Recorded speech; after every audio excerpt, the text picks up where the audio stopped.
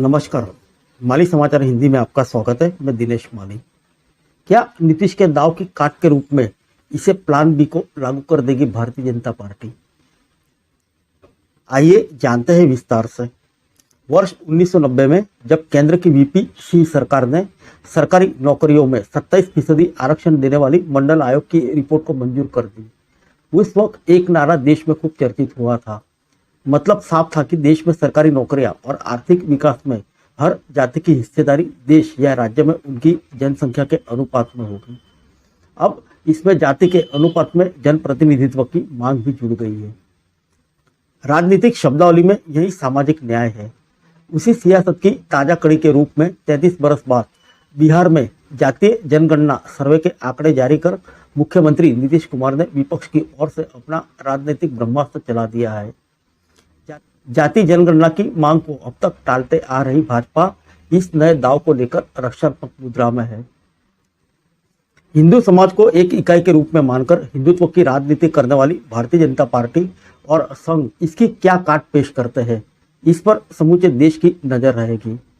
इस नई चाल का भारतीय राजनीतिक और सामाजिक परिदृश्य पर कितना दूरगामी असर पड़ेगा, इसका भी अनुमान ही लगाया जा सकता है। माना जा रहा है कि यह मंडल 2.0 सियासत है। मंडल 1.0 में हिंदू समाज को अगड़े पिछड़े में बांटा गया था। दलित और हरिजनों की गिनती तो पहले ही होती थी। अब पिछड़ों को अंतर्विभाजित का नया नक्शा पेश किया गया है। इसका सीधा अर्थ यह है कि देश की राजनीति में अब मंडल कमंडल से शुरू होकर ओबीसी के ही माइक्रो डिवीजन पॉलिटिक्स का रूप करेगी। जाहिर है कि इस अर्थ में यह चाल गेम चेंजर भी हो सकती है और बूमरेंग भी। इसका कुछ असर हमें देश में 4 राज्यों के विधानसभा चुनाव के बाद 2024 के लोकसभा चुनाव पर देखने को मिल सकता है, जब टिकट शुद्ध रूप से जातियों की संख्या के अनुपात में बांटे जा सकते हैं। साथ ही सरकारी नौकरियां और शिक्षण संस्थाओं में आरक्षण की सीमा सुप्रीम कोर्ट ने 50% के कैंप को खत्म कर 70% तक करने की मांग जोर पकड़ सकती है। हालांकि यह संविधान में संशोधन से ही संभव है। इसके अलावा चुनाव जीतने के लिए जातियों के ध्रुवीकरण के प्रति जाति ध्रुवीकरण से मात देने की चालें और तेज होगी। आइए जानते हैं बिहार से नीतीश का चुनावी गणित और समीकरण क्या है। जातिगत जनगणना अगर देश में सबसे पहले बिहार में हुई तो यह स्वाभाविक ही था, क्योंकि बिहार शायद अकेला ऐसा राज्य है जहां जाति ही सर्वोपरि है। विकास जैसे मुद्दे वहां हमेशा गौण रहे हैं। आज भी बिहार मानव विकास सूचकांक में देश में सबसे निचले पायदान पर ही है। बिहार के लोग रोजगार और अधोसंरचना विकास के अभाव से राज्य छोड़कर जा रहे हैं। यह वहां ज्यादा चिंता का विषय भी नहीं रहा है। वहां किसी जाति के कितने लोग हैं यह जानना और उसे जानकर आत्मभुक्त होना बुद्ध की भूमि बिहार का स्थायी राजनीतिक और सामाजिक शौक है। दिलचस्प बात तो यह है कि 80 के दशक में बिहार के साथ मध्य प्रदेश, राजस्थान और उत्तर प्रदेश भी बीमारू राज्य की श्रेणी में थे।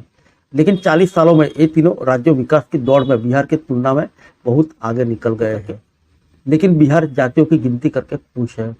संक्षेप में कहे तो जातिवादी बिहार की राजनीति और सामाजिक सच्चाई का परिपाक है। बहरहाल जातिगत जनगणना बिहार में भले हुई हो, लेकिन इसका असर दूरगामी होगा। मोदी की जादू और हिंदुत्व की राजनीति की कमर तोड़ने के लिए विपक्ष, जिसमें अब कांग्रेस भी शामिल हो गई है, उसने जाति जनगणना को ही मुख्य मुद्दा बना लिया है।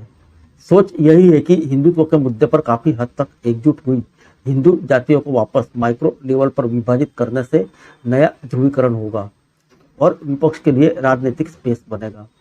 विपक्ष ने पहले ही विधानसभा चुनाव में जाति जनगणना का मुद्दा उठाना शुरू कर दिया है। यह मुद्दा लोकसभा चुनाव में और मुखर होगा। हो सकता है कि विपक्ष की चालों को भौचरा करने के लिए प्रधानमंत्री मोदी ही लोकसभा चुनाव के पहले देश में जाति जनगणना का ऐलान कर दें। अगर ऐसा हुआ तो भी उस पर अमली जामा 2025 से पहले शायद ही पहनाया जा सकेगा। वैसे भी महिला आरक्षण में ओबीसी कोटा तय करने के लिए ओबीसी जाति जनगणना सरकार को करवानी ही पड़ेगी। लेकिन असली चुनौती जाति जनगणना के बाद समाज के विभिन्न अनुशासनों में जाति की संख्या के आधार पर प्रतिनिधित्व के दावों को पूरा करने की होगी। इसका सीधा असर मेरिट पर पड़ेगा, क्योंकि जाति की संख्या ही सभी मामलों में निर्णायक होगी और योग्यता हाशिए पर।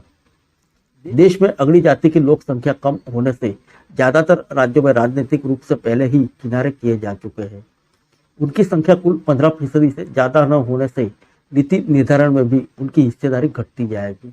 जाति जनगणना का नुकसान दलित और आदिवासियों को भी होगा, क्योंकि संख्या की दृष्टि से कम होने के कारण उनका राजनीतिक रूप से आगे बढ़ना और कठिन हो जाएगा। 2000 छोटे राज्यों को छोड़ दे तो सभी जगह दबदबा ओबीसी का ही रहेगा। तर्क वही है कि उनकी संख्या सर्वाधिक है। इससे भी सबसे बड़ा खतरा ओबीसी के भीतर अंतर संघर्ष का होगा। ओबीसी में भी अभी यादव और उनके कुछ प्रभावी कुछ दूसरी जातियों के हिस्से में विकास की ज्यादा मलाई आई है। लेकिन बिहार के ही आंकड़ों को माने तो अति पिछड़ी जातियां की संख्या उनमें कहीं ज्यादा है। ऐसे में ओबीसी जातियां उस तरह ओबीसी को किनारे लगाने की राजनीति कर सकती है, जैसे कि ओबीसी ने अगड़ों को निपटने के लिए की थी। इससे देश में नई जातीय गोलबंदी देखने को मिलेगी। हमें जातियों के समूह वर्चस्व की लड़ाई में एक दूसरे को मात देते दिख सकते हैं। अब सवाल यह है कि ऐसी स्थिति में भाजपा और संघ क्या करेंगे? क्या उनके पास प्लान भी तैयार है? जानकारों का मानना है कि भाजपा ने कई राज्यों में ईबीसी पर काम करना काफी पहले ही शुरू कर दिया था। उसकी फसल काटने का वक्त आ गया है।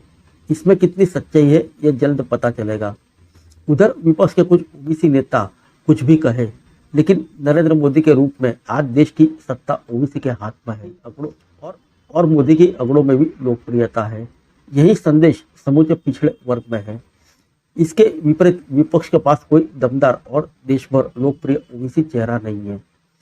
अलबत्ता जातीय जनगणना के दाव की काट के रूप में मोदी सरकार जस्टिस रोहिणी आयोग की रिपोर्ट को सार्वजनिक कर उसे लागू कर सकती है, जिसमें ओबीसी के लिए सरकारी नौकरियां और शिक्षण संस्थाओं में वर्तमान 27% आरक्षण को ओबीसी की 4 उप श्रेणियों में बांटने की अनुशंसा है। लेकिन यह उपाय अस्थायी होगा, क्योंकि जाति जनगणना का असली लक्ष्य तो ओबीसी आरक्षण को 27% से बढ़वाकर 50% तक करना है। न केवल नौकरी और शैक्षणिक बल्कि राजनीतिक भी। जाहिर है यह करना आसान नहीं होगा। दूसरे, अगर ओबीसी की आरक्षण की सीमा बढ़ा दी तो बाकी बची 15% अनारक्षित जातियों भी किसी न किसी कारण से आरक्षित श्रेणी में आने की मांग कर सकती है, जैसा कि हम महाराष्ट्र में मराठा आरक्षण की मांग के रूप में देख रहे हैं। जबकि मराठा मूलतः शासक जाति रही है। अगर कमोवेश सभी जातियां पिछड़ी कहलाने लगी तो सामाजिक समता की लड़ाई तेवर ही बदल जाएंगे। जातियों का यह अंत संघर्ष हिंदू धर्म के साथ साथ इस्लाम और सिख धर्मों में भी दिख सकता है। वहां धर्म बदलने के बाद भी सामाजिक पिछड़ेपन के कारण आरक्षण की मांग उठने लगी है। हो सकता है कि हम और किसी मामले में न हो, जातिवाद के मामले में विश्वगुरु बन जाए। फिर मिलेंगे अगले बुलेटिन में अन्य किसी खबर के साथ। तब तक के लिए इजाजत दीजिए। नमस्कार।